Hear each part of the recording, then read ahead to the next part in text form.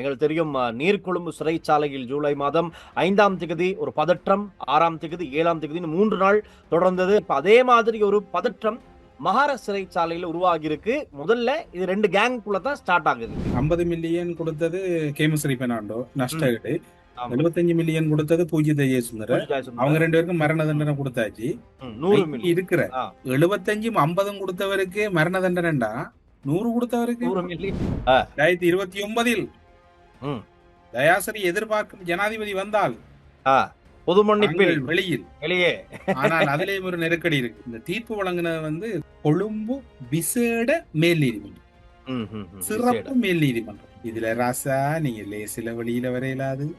கடற்படையில் சேர்ந்த விவகாரம் யோசித்த ராஜபக்ச ஐயோ டில்சான், சரணாகவிற்கு எதிராக எனக்கு இந்த கேளாது. குற்றப்பத்திரிகை தாக்கல் ப்ரோக்ராம் முடிங்க செய்யப்பட்டது. முடிங்க இருட்டுது இருட்டுது பின்னால் பூஜித கப்பர் என்ன அஹ், மச்சான் நீ இஞ்ச இவர் கேமசரி அங்க நான் அஹ். நினைக்கிறேன் ஜெயிலுக்குள்ள எல்லாரும் சார். ஸ்ரீ காளிமாதா ஜோதிடம் உலக புகழ்பெற்ற ஜோதிடர் பண்டித் மகாராஜா. காதல், கல்யாணம், உத்தியோகம், வியாபாரம், கல்வி, குழந்தை பாக்கியம் மற்றும் மந்திர சூனிய பிரச்சனைகளுக்கு நிரந்தர தீர்வு.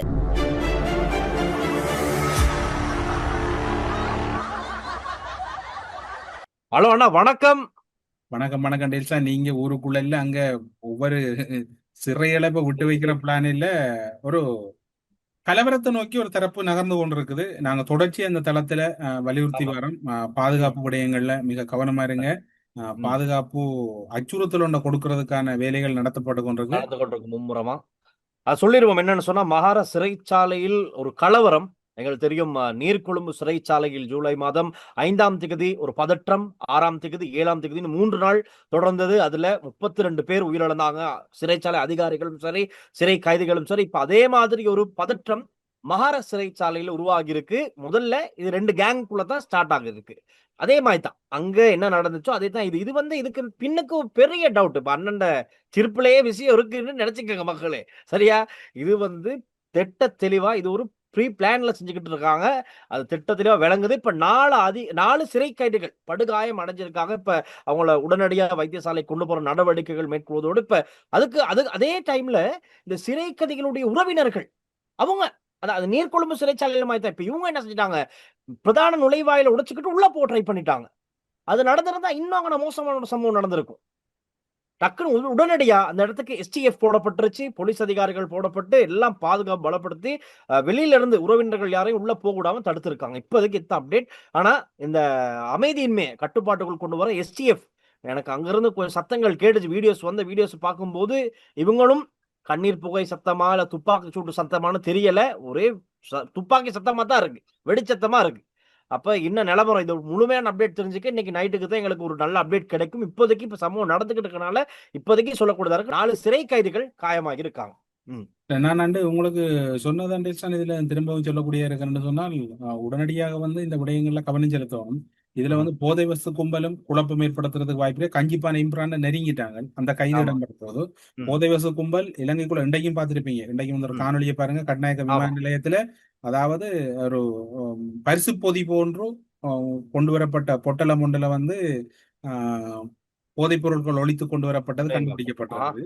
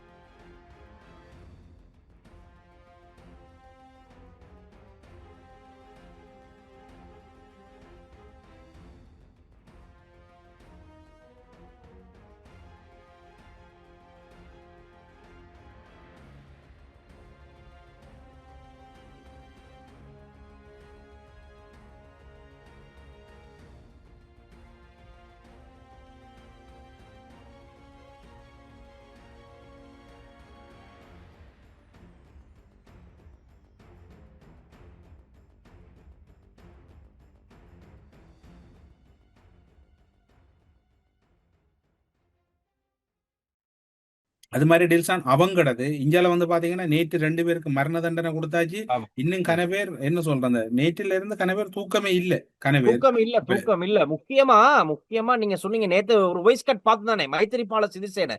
இன்னைக்கு நிறைய சோசியல் மீடியாவில் எழுதுறாங்க மைத்திரிபால சிறிசேன அவரை ஏன் இன்னும் நீங்க கண்டுக்காம இருக்கீங்க? அவருக்கு எதிராக சட்ட நடவடிக்கை மேற்கொள்ளுங்கன்னு எல்லாம் திரும்பிட்டாங்க. டெல்சான் கண்டுகொள்ளாம இல்ல. 50 மில்லியன் கொடுத்தது கேமஸ்ரீ பெர்னாண்டோ நஷ்ட ஈடு. ஆமா. 75 மில்லியன் கொடுத்தது பூஜித ஜெயசுந்தர. பூஜை ஜெயசுந்தர. அவங்க 2 பேருக்கும் மரண தண்டனை கொடுத்தாச்சு. 100 இன்னைக்கு மில்லியன். இருக்கிற 75 50 கொடுத்தவருக்கு மரண தண்டனைண்டா 100 கொடுத்தவருக்கு 100 மில்லியன். மகனும் தப்பி ஓடிட்டாரு. அதுதான் வருது. ஆமா. மகனும் அவங்க மனைவியோட போனதா ஒரு தகவல். சரி பார்ப்போம் என்ன நடக்குதுன்னு நிறைய பேர் எழுதுறாங்க இன்னைக்கு. ஏன்னா உண்மைக்குமே இந்த விஷயம் எல்லாமே தெரிஞ்சிடும். பூஜித் ஜெயசுந்தர் என்ன சொல்லியிருக்காரு? என்னைய வந்து பாதுகாப்பு மீட்டிங், பாதுகாப்பு சபை கூட்டத்துக்கே என்னைய வர விடாம பண்ணிட்டாங்க. ஜனாதிபதி சொன்னாராம் பூஜித் ஜெயசுந்தர் இதுக்கு வரக்கூடாது. அவர் வந்து நான் இருக்க மாட்டேன்னு பிரசிடென்ட் மைத்திரிபால சிறிசேன சொன்னாராம். அப்ப எப்படி அவர் சொல்லியிருக்கலாம்? அப்ப பூஜித் ஜெயசுந்தர் சொல்றாரு, நான் நம்புறேன் இது ஒரு கர்மா. ஒரு கர்மா என்னைய சூழ்ந்து இருக்கு. நான் என்ன பௌத்தம் போதனையின் படி நான் வந்து இதை அப்படிதான் நினைச்சுக்கிறேன். எனக்கு கிடைச்ச இந்த முடிவு வந்து இது ஒரு கர்மா அப்படின்னு நினைச்சுக்கிறேன் அப்படின்ட்டு தான் போயிருக்காரு. මොකක් ගැනද? නෑ නෑ නෑ. මිනිසුරුවරුන්ගේ වචනාවකට සම්බන්ධ සර් පොලිස් පත්තුමාට මරණ දඬුවම සිංහ අධිකරණයට සම්බන්ධ දේවල් වලට කතා කරන්නේ නෑ. இப்ப என்ன செய்யறது அடுத்ததா? மைத்திரிபால சிறிசேன அதே மாதிரி பிரதமரா இருந்த ரணில் விக்ரமசிங்க அவரும் ஏமசிரிக்கும் கொஞ்சம் அங்கிட்டு கசமுசா பிரச்சனை. அப்ப அதெல்லாமே பாதிச்சிருக்குது. ஈஸ்டர் அட்டாக் நடக்கிறதுக்கு பல பேர் பின்னணியில் இருக்காங்க. முதல் 2 பேத்துக்கு இப்ப தண்டனை, யாரும் எதிர்பார்க்காத தண்டனை இப்பதான் மெயினானவங்களும் கொடுக்கணும். இன்னும் முழு நீள படம் வரல. இப்ப டெய்லர் விட்டுறது. ட்ரெய்லர் விட்டுருக்காங்க. அப்ப இதுக்கு இந்த ட்ரெய்லரே ஒரு எப்படி இருக்குன்னா மெயின் பிக்சர் எப்படி இருக்கும் அப்படின்னு நாங்க நினைச்சுக்க வேண்டியதுதான். மெயின் பிக்சர் ஆனா வேற லெவல்ல இருக்கப்போ அதுல இன்னும் கூட பாத்தீங்கன்னா டெல்சான் நாமல் ராஜபக்ச கடந்த வாரம் ஒரு கருத்து ஒன்று தெரிவிச்சிருந்தார். கொழும்பு பகுதியில் இடம்பெற்ற கூட்டம் ஒன்று. என்னை சிறையில் அடைப்பது அவ்வளவு எளிதல்ல. ஆமா. என்னை சிறையில் அடைப்பது மிகவும் எளிதான காரியம் அல்ல. அரசாங்கத்துக்கு சவால் விடுகையில் கட்சி தலைமையகத்தில் நடைபெற்ற நிகழ்வு ஒன்றில் உரையாற்றியவர், என்னை சிறையில் அடைப்பது எவ்வளவு எளிதான காரியம் அல்ல. ஒருவேளை அப்படி நடந்தாலும் கூட கட்சியின் எதிர்கால நடவடிக்கைகளை எந்தவித தடங்களுமின்றி முன்னெடுத்து செல்வதற்கான அனைத்து திட்டங்களும் ஏற்கனவே வகுக்கப்பட்டு விட்டன. எல்லாம் ரெடி பண்ணி என்னை வச்சிருக்காங்க. கைது செய்வதற்கான சாத்தியக்கூறுகள் இல்லை. ஒருவேளை என்னை கைது செய்தால் எல்லா வேலையும் மக்களே, நடக்கும். குடும்பத்தை பார்த்துக்கொள்ளுங்க, புள்ள ஊட்டிய பார்த்துக்கொள்ளுங்க, தாத்தாவை பார்த்துக்கொள்ளுங்க, பாப்பாவை பார்த்துக்கொள்ளுங்க, உமாவை பார்த்துக்கொள்ளுங்க. ஏனண்டா என்று அவர் சொல்லி இருக்கிறாருண்டா, அப்ப ஏதோ சம்திங் சம்திங்கே தான். வேற ஒண்ணும் இல்ல. இவங்க எல்லாம் ரெடி பண்ணிட்டாராம். இப்ப இவருக்கும் தெரிஞ்சிருக்கும். ரைட். எப்படியோ நான் ஏதோ ஒரு கேஸ்ல சிக்கத்தான் போறேன். அதனால எல்லாம் செட்டப் பண்ணி வச்சுட்டு போயிருவோம். ரெடியா இருப்போம். அப்படிங்கிற மாதிரி தான் நாமள்ட மனசாட்சி சொல்லிக்கிட்டு இருக்கு போல. இந்த தீர்ப்பையிட்டு மகிழ்ச்சி அடையும் இருவர் உள்ளனர். ஒருவர் நிலந்த ஜெயவர்தன, மற்றவர் மைத்திரிபால சிறிசேன. சட்டமா திணைக்களம் ஆரம்பத்திலிருந்தே நிலந்தவை பாதுகாத்தது. ஓயில் சித்தியடையாத, அதாவது காப்போத சாதாரண தரம் சித்தியடையாத ஒருவரால் மட்டுமே இதனை இட்டு மகிழ்ச்சி அடைய முடியும். விதானையாரத்தான் சொன்னது போல கிடையாது. அதான் இருக்கும். வேற யாரும் இல்ல. அவரே தான். விதானதான். இப்போ நிறைய பேர் சொல்றாங்க அவர் சிங்கப்பூர் போனார் அந்த டைம். ஆனா அந்த சிங்கப்பூர் போறதுக்கு முதல்லயே விஷயம் தெரிஞ்சிருச்சு. ரைட். ஏப்ரல் 4ஆம் தேதியே இன்டெலிஜென்ஸால சொல்லிட்டாங்க. ரைட். இப்படி ஒரு தாக்குதல் நடக்க போகுது. அதுவும் சாரா நாசிம் இப்போ வாட்ஸ்அப் ஸ்கிரீன்ஷாட்ஸ் எல்லாம் ஷேர் ஆகிட்டு இருக்கு. இப்பதான் எல்லாம் கொஞ்சம் நிறைய வெளியே வருது.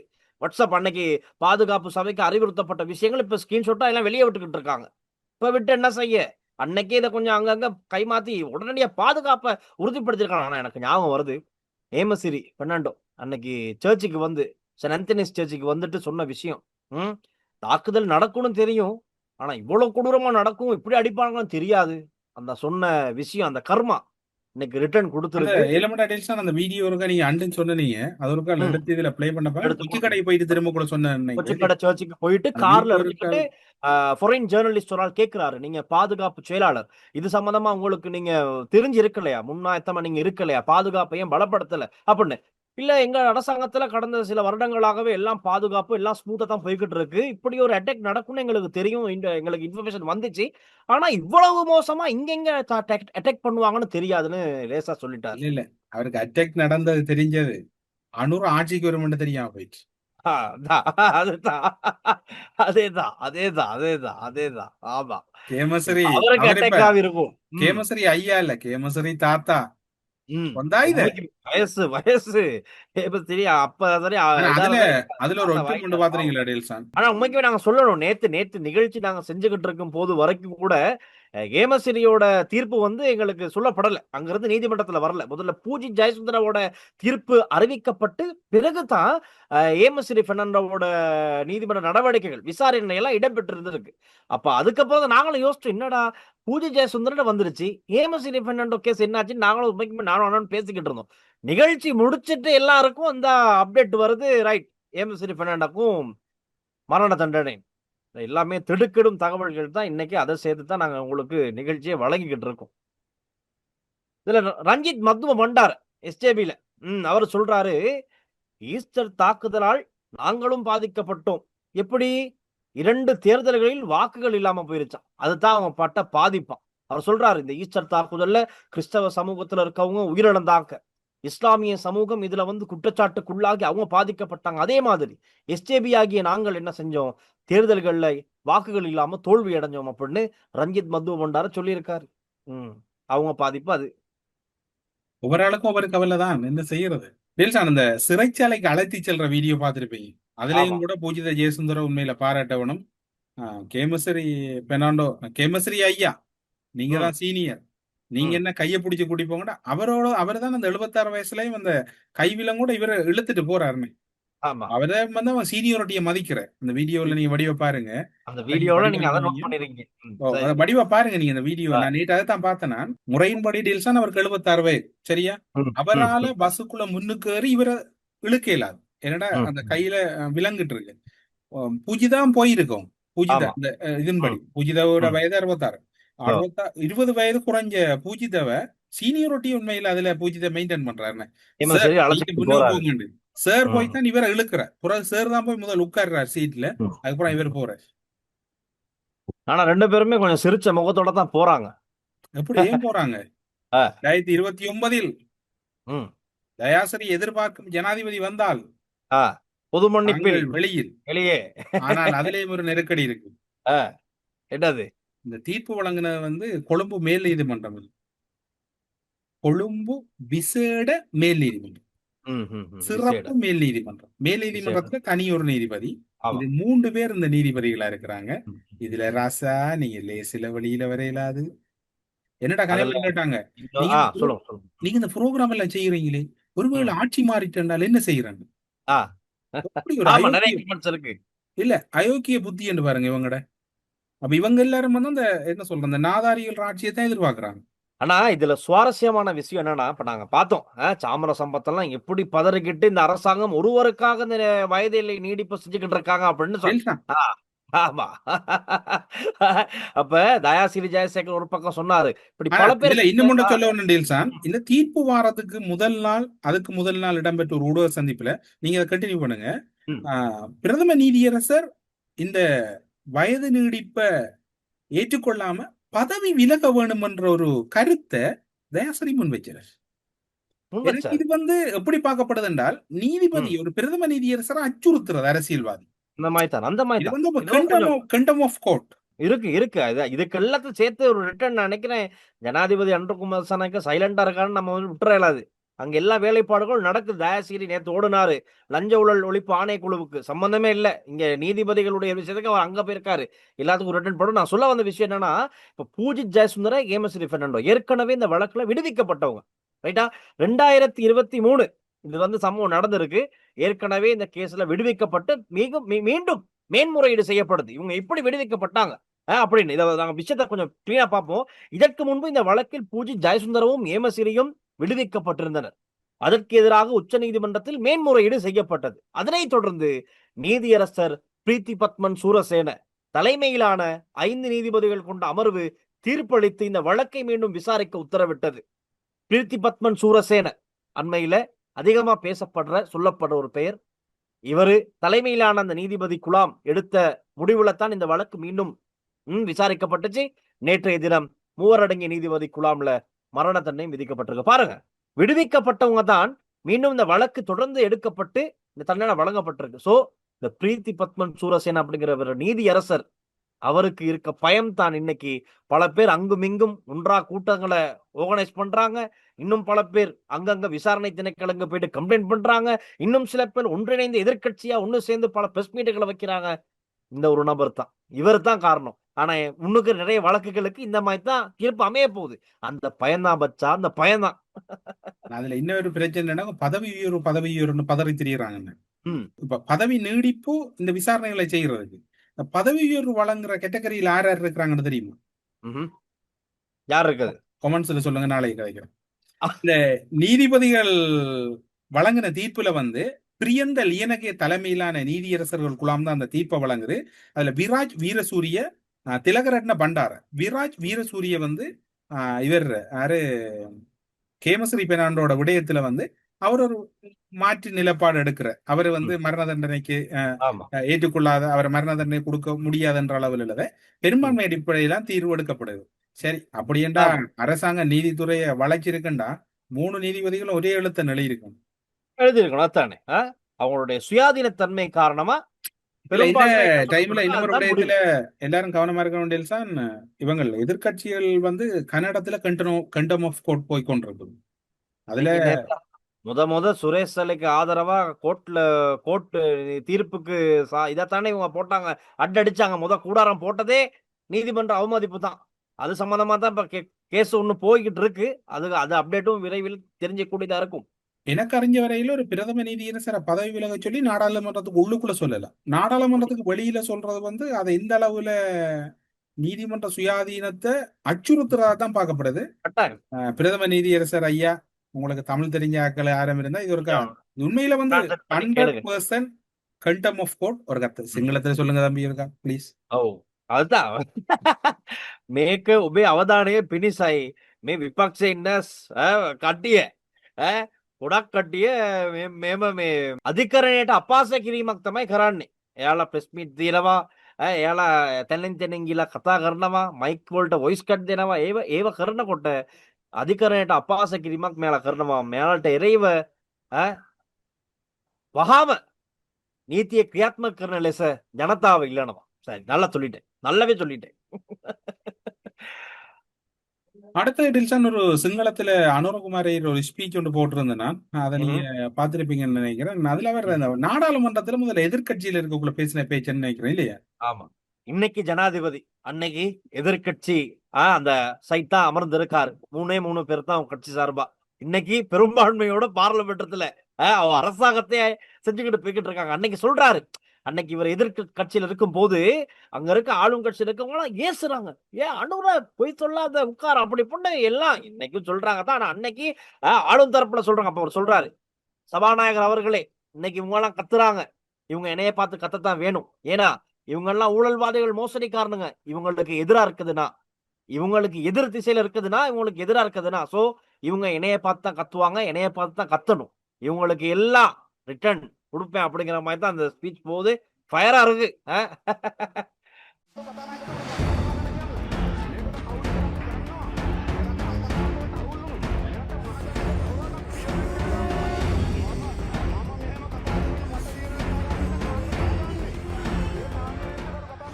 இன்னும் நிறைய கதைகள் இருக்கு ஜனாதிபதியில. இப்ப எல்லாம் வெயிட் பண்ணிக்கிட்டு இருக்காங்க, அடுத்த ஸ்பீச் ஏதாச்சும் இருக்கான்னு.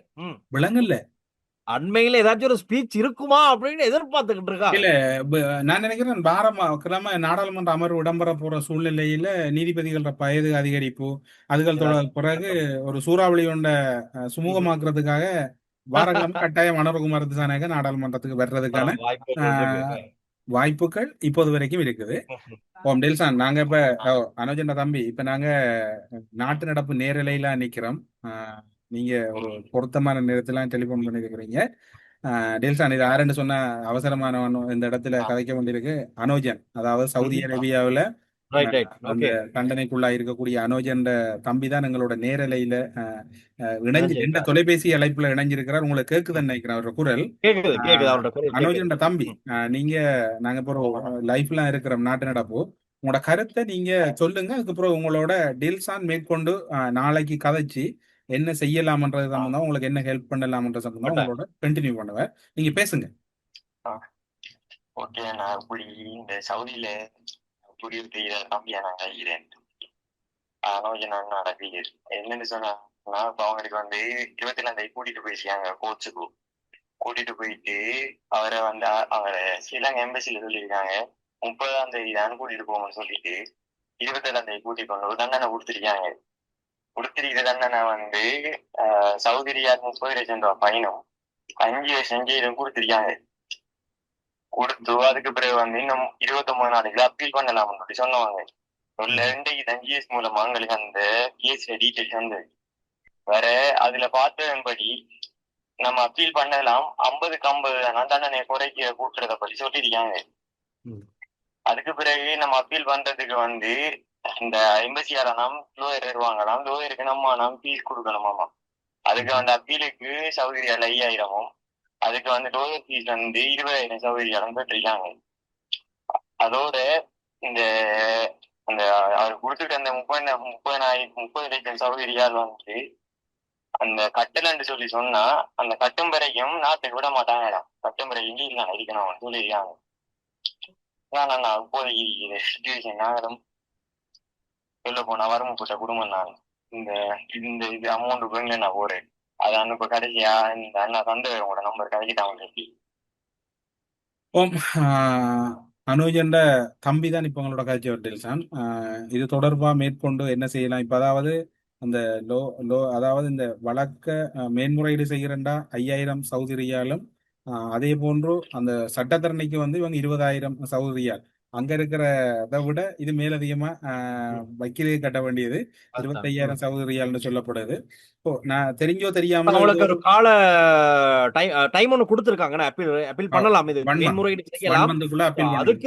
அதுக்கும் நிச்சயமா செலவு இருக்கத்தான் போகுது. அந்த செலவு தான் நான் சொல்றேன். அதான் அப்ப அதுக்கான நடவடிக்கைகள் இதை எப்படி அவங்க செய்ய போறாங்க அவரை சொல்றாரு. அவங்களுடைய குடும்ப நிலைமையை பத்தி சொல்றாரு. சோ இது நிச்சயமா வெளிவிவகார அமைச்சருடைய கவனத்துக்கு நாங்க கொண்டு வரணும் இந்த டைம்ல. நான் நினைக்கிறேன் இந்த நிகழ்ச்சி மக்களை முடிந்த வரையில என்ன செய்யலாம்ன்ற யோசிங்க. நீங்க ஏதாவது அவங்களோட தொடர்பு கொள்ளணும், ஏதாவது நேரடியா அனுஜண்ட தம்பியோட தொடர்பு கொள்ளணும்னு சொன்னால் எங்களோட பின்னூட்டங்கள் எழுதுங்க அல்லது அலுவலகத்துக்கு தொடர்பு கொள்ளுங்க. அந்த தொடர்பை நாங்க ஏற்படுத்தி தரோம். இது ஒரு முக்கியமானது. தெரிஞ்சோ தெரியாமலோ ஒரு தவறு நடந்துட்டு அனோஜன் அந்த பின்னூட்டத்தை இடுறதுக்கு முதல் அதுல ஒரு பின்னூட்டம் கொண்டு இடப்பட்டிருக்கு. அதுக்குத்தான் அனோஜன் பின்னூட்டம் இடப்பட்டிருக்கு. பின்னூட்டம் சொன்னா பதிவே இந்து மதத்தை அவமதித்து அதை விமர்சித்து எழுதின, அதுவும் சிவலிங்கத்தை குறிப்பிட்டு எழுதின ஒரு போஸ்ட் தான் அது. அதுக்கு இவரும் கடுப்பாவே கோபப்பட்டு எழுதின ஒரு பதிவு, பதில் கமெண்ட். அந்த கமெண்ட்டை வச்சுதான் இந்த நிலைமை உருவாகி இருக்கு அனோஜனுக்கு. இப்ப குறித்த அனோஜண்ட சகோதரர் தம்பி எங்களோட இப்ப இந்த டைம் எங்களோட கதைக்கிறதுக்கு வாய்ப்பு கிடைச்சவர் எங்களோட கதைக்கு இருக்கின்றார்.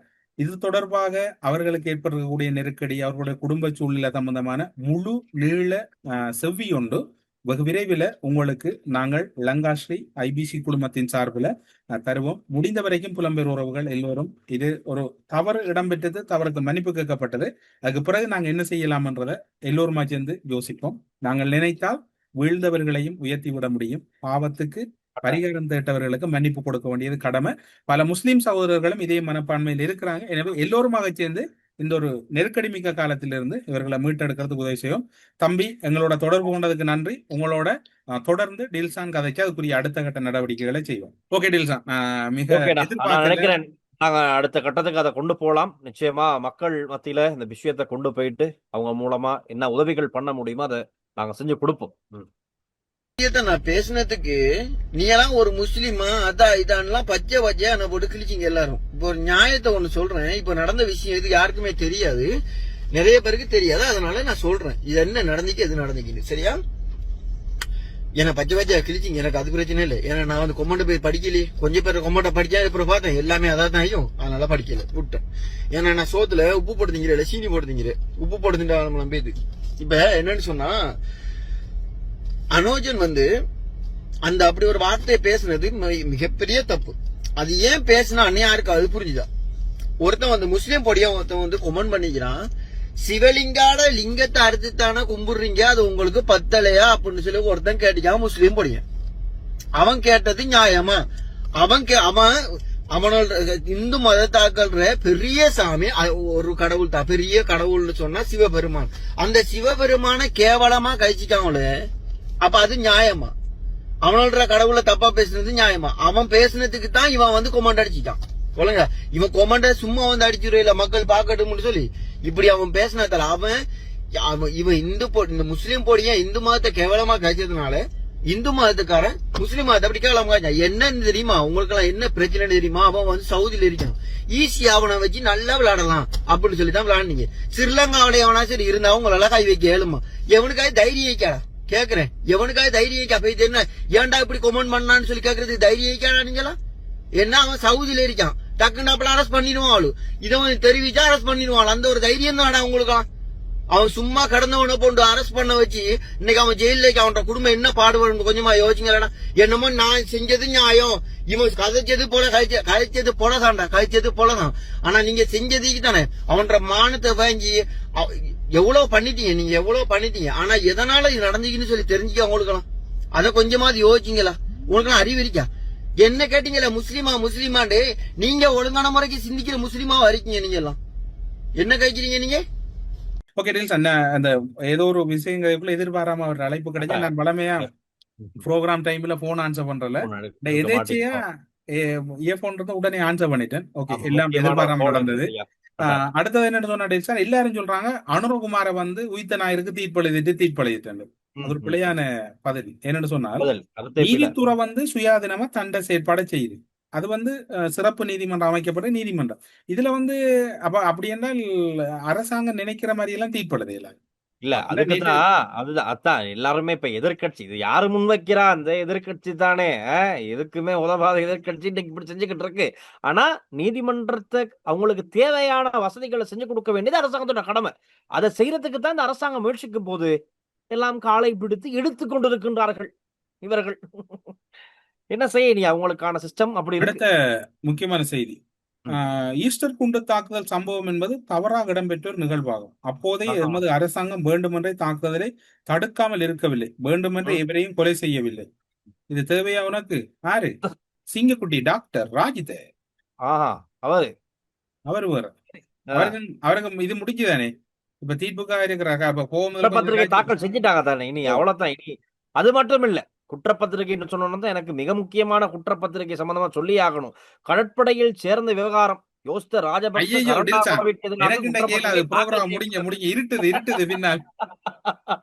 இருட்டும் போது இந்த வெளிச்சமான செய்திகளை சொல்லிடணும். இதெல்லாம் வெளிச்சம் இல்ல. அவங்க எல்லாரும் பூஜி தகப்பார் என்ன மச்சான் நீ இஞ்ச இவர் கேமசரி அங்க. நான் நினைக்கிறேன் ஜெயிலுக்குள்ள எல்லாரும் சார் எல்லாம் உள்ளுக்கு இப்ப மத போதனைகள் செஞ்சுக்கலாம், காலை கூட்டங்கள் நடத்திக்கலாம், உடற்பயிற்சி செஞ்சுக்கலாம், எல்லாம் செஞ்சுக்கலாம். எல்லாம் உங்களுக்குன்னே எல்லாம் அமைக்கப்படுது. ஆனா உண்மையில இதுல அரசாங்கம் ஒரு விடயத்துல கவனம் செலுத்தணும் சொன்னால் அவங்களோட பதில சொல்லுங்க. பிறகு உள்ளுக்குள்ள ஒரு நாடாளுமன்ற தேர்தல், ஜனாதிபதி தேர்தல் ஜெயிலுக்குள்ள வைக்கணும்.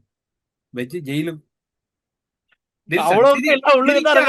சீரியஸா சொல்லிட்டு உள்ளுக்குள்ள ஜனாதிபதி தேர்தல் ஒன்று வைக்கணும், நாடாளுமன்ற தேர்தல் வச்சு உள்ளுக்குள்ளாறு ஜனாதிபதி, உள்ளுக்குள்ளாறு எதிர்கட்சி, ஆளுங்கட்சி என்று அது நீண்ட நாள் கனவு.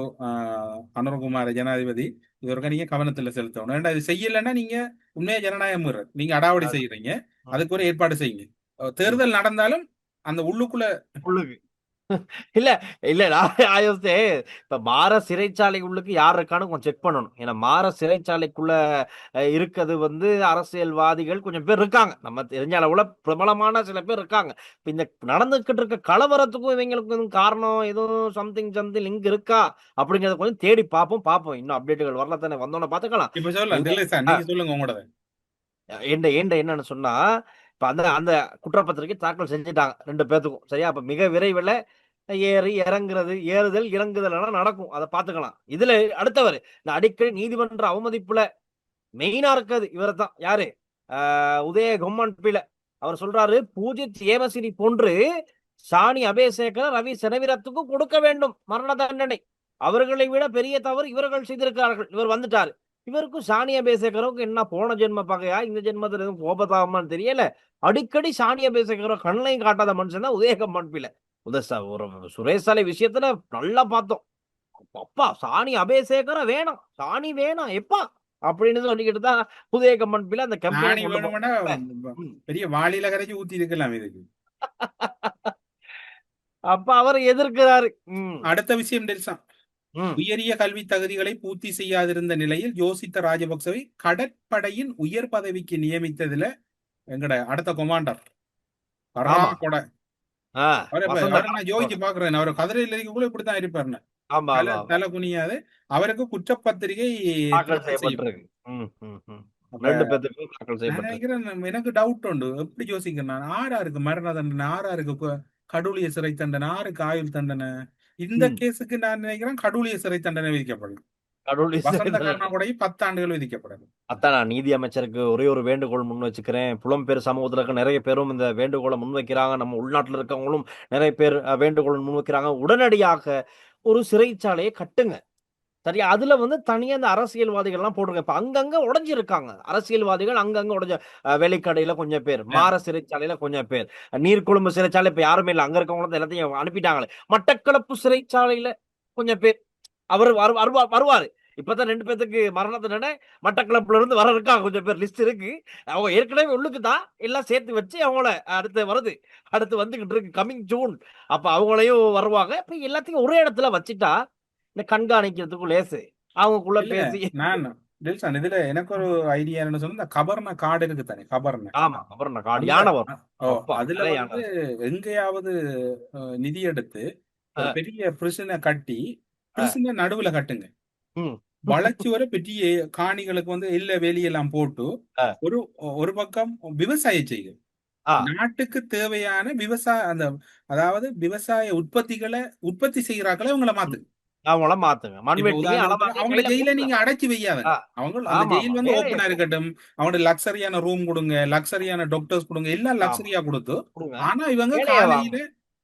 காலையில 8 மணி ஜொப்பு போய் 12க்கு வந்து 12 ஆமா. இருந்து 1:30 வரை சாப்பிட்டு ஒரு பிரேக் எடுத்துட்டு திரும்ப 1:30க்கு போய் அப்புறம் 5:30க்கு வந்து அப்புறம் அவங்களோட கடமையில செய்து அவங்க படுக்கல. எனக்கு ஒரு ஆசை இருக்கு. சரியா? எனக்கு என்னன்னா, இப்ப நீங்க சொன்னீங்க தானே, இந்த திட்டம் செஞ்சுட்டு ரொம்பவே ஊழல் மோசடி செஞ்சு மக்கள் பணத்தை தங்களுடைய குடும்பத்துக்குன்னு களவெடுத்து மோசடி பண்ணவங்க இருக்காங்க தானே, அவனுங்களுக்கு இந்த மண்வெட்டி அளவங்கெல்லாம் கொடுத்து விவசாயம் பண்ண சொல்லிட்டு அதை வந்து மக்கள் போயிட்டு பார்வையிடணும். ஒரு எக்ஸிபிஷன் மாதிரி. இல்ல இல்ல இல்ல டெல்சன், அப்படி இல்ல. கட்டாயமா அதாவது செய்யணும். நீங்க சொல்ற சரி, இவங்க அந்த விவசாயம் செய்யறத மக்கள் வந்து வாரத்துல ஒரு நாள் பார்வையிட. பார்வையிடணும். பார்க்கணும். அப்பதான் ஒரு திருப்தி. அடே இந்த அது வந்து காசு தூரத்துல அடிச்சேன் இருந்து பாருங்க. பார்க்கலாம். அவங்க ஆறாண்டு பார்க்கலாம். அது நல்ல என்னடா, அப்பதான் அந்த தவறுகள் நடைபெறாம தடுக்கலாம். ம், ம், ம். உண்மைதான். இது ஒரு கால் சிறைச்சாலைகள் அமைச்சர் ஒருக்கா கவனத்தில் எடுங்க. நீங்க ஆமா. நீதி கண்டிப்பா அமைச்சர் கவனத்தில் எடுங்க. ரைட். லீடர் சம்பந்தமா கொஞ்சம் செய்திகள் வந்திருக்கு. அதையும் பார்ப்போம். லீடர் சொல்லியிருக்காரு. லீடர் திருச்சியில் கிழக்கு வாசல்ல கிடக்குறாரு. அங்க அதாவுல்லாவுடன் நீண்ட நேர பேச்சுவார்த்தையில எலி தகவல். கொளுத்தாலும் போகுமான்னு கேட்டது அதாவுல்லா. அதுதான். இப்ப பாருங்க. கை கோர்த்து பேச்சுவார்த்தை. ஸ்ரீலங்கா முஸ்லீம் காங்கிரஸ்ல கிழக்கு மாகாண முதலமைச்சர் வேட்பாளரா அதாவுல்லா இறங்குறார். அப்ப தமிழரசு கட்சியின் நிலப்பாடு என்ன? என்னது? இன்னும் இப்ப என்னடா, கிழக்கு மாகாணத்தை பொறுத்தவரையில முதலமைச்சர் வேட்பாளர்களா முஸ்லீம்கள் தான், முஸ்லீம் சமூகத்தை சேர்ந்துதான் எல்லாரும் களமிறங்குறாங்க. தமிழ் சமூகத்தில இருந்து யாரு இறங்குறன்னு தெரியாது. அதாவுல்லாவை அவங்க நிர்ணயிச்சிருக்கிறாங்க. அது கிளியர். சரி. பாப்போம். அப்ப இப்ப லீடர் வந்து இந்தியா பக்கம் போயிருக்காரு. தமிழ்நாட்டு பக்கம். அவர் தான் திருச்சியில் முஸ்லீம் காங்கிரஸ் தலைவர் ரவுப் ஹக்கீம். நான் என்ன சொன்னேன்னா, தமிழ்நாட்டு முதலமைச்சர் விஜய் அவர்களை விரைவில் சந்திப்பார்னு சொல்லியிருக்காருன்னு சந்திக்கல. நாங்களும் நினைச்சோம் இன்னைக்கு போயிட்டு சந்திப்பாருன்னு, சந்திக்கல. விரைவில் சந்திக்க இருக்காராம். அவர் சொல்லியிருக்க முஸ்லீம் லீக் தலைவர் காதர் மொஹிதீனை சந்தித்தார். என்ன சொன்ன நான் காதர் மொஹிதீன்கிட்ட போவார், சந்திக்க போறேன்னு சொல்லுவார், சந்திக்க வர்றதுக்கு ஏற்பாடு செய்வார். முடிஞ்சதா? அது க்ளோஸ். ஆனா ஒரு Facebook பதிவு ஒண்ணு என் கண்ணுக்கு அகப்பட்டிருக்கு. என்னன்னா, NK கஜரூபன் அவர் தான் எழுதியிருக்காரு. இப்படி எழுதியிருக்காரு. யாழ்ப்பாணம் மலாயன் கஃபேயில் யாழ் பல்கலைக்கழக பெரும்பான்மையின மாணவர்கள் தமிழ் பேசி பம்பரமாக சுழன்று புன்னகை முகத்துடன் வேலை செய்வது போல தென்னிலங்கை பல்கலைக்கழகம் சென்ற எமது யாழ் மாணவர்கள் யாராவது வேலை செய்து கொண்டே படுக்கின்றீர்களா அப்படின்னு சாப்பிட்டுக்கிட்டே அப்படி ஒரு செல்ஃபி எடுத்து போட்டு கேள்வி கேட்டிருக்காரு. இதுல டெல்சான் இவரை பற்றி சொல்லணும்னா இவர் நான் நினைக்கிறேன் ஒரு நீதிமன்றத்துல ஒரு ஹை ரேங்க் இதுல வேலை செய்திருக்க வேணும். அவர் முகநூல் பதிவுல இவரை நான் முகநூல்ல தான் நீங்க சொன்ன மாதிரி இப்பதான் பார்க்க கிடைச்சது. அவர் ஓகே. முகத்தை பார்க்க எனக்கு அப்படித்தான் தோணுது. ஏன்னா அவர் ஒரு முறை சொல்லியிருந்தார் முன்னாள் நீதிபதி இளஞ்செழியன் அவர்களோடு தான் பணியாற்றியதாகவும் ஒரு முகநூல் பதிவு போட்டிருந்தார். அவர் கேட்டதுல உண்மையான அர்த்தம் என்னென்றால் சரியான கதை டெல்சான். வடக்கு கிழக்கில் இருக்கக்கூடிய ஒரு கடையில கூட பல்கலைக்கழக மாணவன் போய் வேலை செய்வானா? வேலை செய்ய மாட்டான். ஏனென்றால் அப்ப உதாரணத்துக்கு இந்த பல்கலைக்கழகத்துக்கு போனா அது ஒரு ப்ரொஃபஷன். அவங்க ம், ம். ஆனா சிங்கள மாணவர்கள் யாழ்ப்பாண பகுதியில் இருக்கக்கூடிய பல கடைகள்ல பகுதி நேரமா வேலை செய்யறாங்க. வேலை பல செய்யறாங்க. ம். ஐஸ்கிரீம் கடையில வேலை செய்யறாங்க. அது அவர்களால சரி. செய்ய இயலும்டா, உங்களால செய்ய இயலும் தானே. புலம்பெயர்ந்திருக்கிற உறவுகள் இதுல கொஞ்சம் கவனம் செலுத்துங்க. பல்கலைக்கழக மாணவர்கள் என்றா அவர்கள் வானத்தில் இருந்து இறங்கி வந்த தேவ தூதர்களும் தேவ தேவதைகளும் இல்லை. அவங்களும் சாதாரண இந்த வெளிநாட்டுல உங்களோட பிள்ளைகள் எல்லாம் பல்கலைக்கழகம் போகக்குள்ள படிக்க வேணும், படிச்சு கொண்டுதான் வேலை செய்ய வேணும். இந்த ம், ம். பழக்கத்துக்கு நீங்க அங்க இருக்கிறாங்களே ஒரு கொண்டு வரது ட்ரை பண்ணுங்க. படிப்புக்கு உதவி செய்யுங்க, ஆனா எல்லாத்துக்கும் உதவி செய்யணும். இந்த அன்பர்ற கருத்து ஒரு பெருமதியான கருத்து. இவரும் நான் நினைக்கிறேன் புலம்பெயர்ந்துதான் வாழக்கூடியவரா இருக்க வேணும்னு நினைக்கிறேன். மிக காத்திரமான பதிவு. ம், ம், ம். ஓகேண்ணா, இந்த டைம்ல நம்ம நேற்றைய நிகழ்ச்சிக்கான மக்களுடைய கருத்தை பார்த்துட்டு நினைவு கொண்டு வரலாம். அம்புக்கும் வில்லுக்கும் தண்டனை வழங்கியது சிறப்பு. எப்போ எய்தவனுக்கு தண்டனை ஆவலுடன் எதிர்பார்த்து காத்திருக்கின்றோம். Wait and see. மிக விரைவில். Coming on the way. அருமை அருமை. கோத்தாவின் தீர்ப்பையும் கம்மன் பிளவின் தீக்குளிப்பதாக கூறிய வாசனையும் விரைவில் எதிர்பார்க்கின்றோம். அட மறக்கல ஐயா நீங்க அந்த அன்பரே. இப்ப நீங்க எங்களோட ஞாபகம் அவர் தீக்குளிக்க கூடாது, ஒரு ஒரு உயிர் இழக்கிறது அழகல்ல. அவரை மன்னித்துக்கொள்ளும். உதயகம்மன் பிள்ளைக்கு எப்போது மரண தண்டனை அளிப்பார்கள். இது நீதித்துறை சார்ந்த விடயம். வாழ்த்துக்கள் உங்கள் இருவருக்கும். வாழ்க ஜனாதிபதி அனுரகுமார. எங்களுடைய ஆதரவு உங்களுக்காக காத்திருக்கிறேன். நன்றி ஐயா. UK தாஸ் என்ற ஒரு ஆள் எழுதியிருக்கிறார். வாழ்க ஜனாதிபதி மனுநீதி சோழன். இதே என்னடா பிள்ளையா நீங்க எல்லாரும் சரி உங்களோட கருத்து சரி. என்னடா அவர் வந்தது அப்புறம் நீதித்துறையில சுதந்திரம் ஏற்பட்டது. இந்த நீதித்துறை உலக காலமும் எல்லாரும் அந்த டம் பண்ணி வச்சிருந்தது. உங்களோட கருத்து சரி. ஆனா அது இந்த அத்தனை பெருமைகளும் இலங்கை நீதித்துறையை தான் சாரும், நீதிபதிகளை சாரும். அது அந்த வகையில நீதி தேவதை நீதி வழங்கியுள்ளார். மக்களுக்கு சுய நிர்ணய உரிமை கிடைத்துள்ளது. எங்கே நிம்மதி எங்கே நிம்மதி எங்கே எனக்கோர் இடம் வேண்டும் எங்கே என்ற ஒரு ஆள் பாட்டம் படிக்கிறார். இந்த பாட்டு படிக்க நேரம் காணாத சொல்லுங்க. ஆமா, அண்ணாமார்களே, இந்த சிறிசேன ரணில் இருவரும் தண்டிக்கப்பட வேண்டியவர்கள். உண்மைக்கும் தான் நாங்களும் இன்னைக்கு அந்த நிகழ்ச்சியில அந்த விஷயத்தை நாங்க முன் வச்சிருக்கோம். ஏன்னா நிறைய பேர் எதிர்பார்க்கிறாங்க. இவங்களே எப்படின்னா இவங்களுக்கு மேல இருந்தவங்களும் தண்டிக்கப்படணும் தானே. அதனால வேலைகள் இருக்கு. பாப்போம். எங்கட அன்பு சொந்தங்கள் எவ்வளவு கெட்டிக்காரர்கள். 3வது தடவைகளும் ஏகேடி ஜனாதிபதியாக வரக்கூடும் என்ற பயத்தில் தான் 18வது திருத்தத்தை தவறு என்று சொல்றான் போல நாமல் என்ற ஒரு அண்ணன் இருக்கிறார். நீங்கெல்லாம் பெரிய லெஜெண்டுகள் ஐயா. எங்களுக்கு அனோஜன் பற்றி எனது கருத்துக்கு மதிப்பளித்து பதில் வைத்ததற்கு நன்றி. என்னால் முடிந்தது அவருக்கு கடவுளிடம் பிரார்த்திக்கிறேன் என்ற ஒரு அன்பர் இருக்கிறார். அதுக்கு ஒரு காட் பண்ணியிருக்கிறார். இன்றைக்கும் அவருடைய சகோதரம் எதிர்பாராமல் இதுல இணைச்சு கொண்டோம். அவர் விரைவில் டில்சானோட ஒரு செவ்வியிலையும் இணைஞ்சு கொள்வார். அது வார திங்கட்கிழமை பெரும்பாலும் எடுக்கக்கூடிய இருக்கு. நண்பர்களே, உங்கள் இருவரும் சிறப்பான கலந்துரை மிகவும் சிறப்பு. நன்றி. அப்பாவை காணல நல்லா இருக்கின்ற ஒரு அன்பர் போட்டிருக்கார். வணக்கம் இரு அன்பு உள்ளங்களுக்கும் சிறப்பான உங்களின் ஊடக பணிக்கு மனமார்ந்த நன்றி. இன அழிப்பை முடித்து வைத்த பின் தலை கீழாக நின்று யோகாசனம் செய்த மனிதன் நேற்றைய நடையழகு காணொளி பிரமிக்க வைத்தது. தலைகளாக அப்பாச்சி தலைகளாக ஒரு தரம் இடுப்புல கைத்த கடிது தொங்குனார். தலைகளா தொங்க ஞாபகம் இருக்கா? இப்ப தலைகளா தொங்குனா ஒரு எடில்சான். இப்ப தலைகளா தொங்குனா இழுத்துக்கோ. உப்பு தின்றவன் தண்ணீர் குடிப்பான், தப்பு செய்தவன் தண்டனை பெறுவான். நீதிமன்றத்தின் சிறப்புமிக்க தீர்ப்பை இருகரம் குப்பி வரவேற்கின்றோம். குற்றம் புரிந்த அனைவருக்கும் அபாய அறிவிப்பாக அமைய வேண்டும் அப்படின்னு நேற்றைய இந்த நீதிமன்ற தீர்ப்பை வரவேற்கிறாங்க. தங்களது தேவைக்காக 18ஆம் சீர்திருத்தம் செய்துவிட்டு இப்போது ஜனாதிபதி கனவு கலைந்து விடுவோம் என நாமல் பயப்படுகிறார். உண்மையில் இவங்க எங்களை விட எங்களை பின்தொடர் அவதானிப்பு பெர்ஃபெக்ட். இல்ல நீங்க மக்களை நீங்க கவலைப்பட வேணாம். 2029ஆம் ஆண்டு 2 ஜனாதிபதி தேர்தல் நடைபெறும். 2 ஜனாதிபதி தேர்தல், 2 நாடாளுமன்ற தேர்தல். ஏன்னா அந்த பாடசாலை மாணவர்களுக்கு என்ற ஒரு நாடாளுமன்ற அமர்வு நடக்குது மாதிரி சிறைச்சாலை கைதிகளுக்கு என்ற ஒரு நாடாளுமன்ற அமர்வு, ஜனாதிபதி தேர்தல். அவங்க ஜனாதிபதியையும் நாடாளுமன்ற உறுப்பினரையும் தெரிவு செய்வார்கள். அதுபோன்று கனவுலக ஜனாதிபதியா வருவார். ஓகே டெல்சான், நல்லபடியா நாளைக்கு தலைவில வருடாந்த திருவிழா நாளைய தினம் லங்கா ஸ்ட்ரீட் டிவி ஃபேஸ்புக்ல நேரலையில தரத்துக்கு முழு முயற்சியா இப்ப இன்னைக்கு நைட் தான் போயிட்டு ஃபாதர் கிட்ட பேசணும் சில விஷயங்கள். ஃபாதர்கிட்ட பேசி நாளைக்கு நேரலை வழங்குறதுக்கு நாங்க தயாரா இருக்கோம். டில்சான் மட்டுமா தலைவில அண்ணம்மாள் சேச்சிக்கு போய் வணங்க போவார். நான் சும்மா வாண்டு கனடா அங்கிள் அடிச்சு நேற்று கேம கட்டுட்டேன் டக்குன்னு. நானும் இன்னைக்கு எனக்கும் பெஸ்பர் இருக்கு, நாளைக்கு எனக்கு மாசம் இருக்குது, ஃபீஸ் மாசம் இருக்குது. நானும் நாளைக்கு போட்டாதார நீங்க போடுறீங்கன்னு அங்கிளும் சொல்லி விட்டார். அனுப்புங்க அனுப்புங்க. உங்களோட அங்கிள் நாங்க பழகுவோம். இங்க சந்திங்க. அங்கிள் நீங்க அவர் ஸ்ரீலங்கா வர மாட்டார், அவருக்கு விரக்தியம் ஸ்ரீலங்காவில. ஓகே கவனம். நன்றி. எல்லாத்துக்கும் வாழ்த்துக்கள். எல்லாத்துக்காகவும் ப்ரே பண்றேன். நாளைக்கு இணைவோம். ஸ்ரீ காளிமாதா ஜோதிடம் உலக புகழ்பெற்ற ஜோதிடர் பண்டித் மகாராஜா. காதல், கல்யாணம், உத்தியோகம், வியாபாரம், கல்வி, குழந்தை பாக்கியம் மற்றும் மந்திர சூனிய பிரச்சனைகளுக்கு நிரந்தர தீர்வு.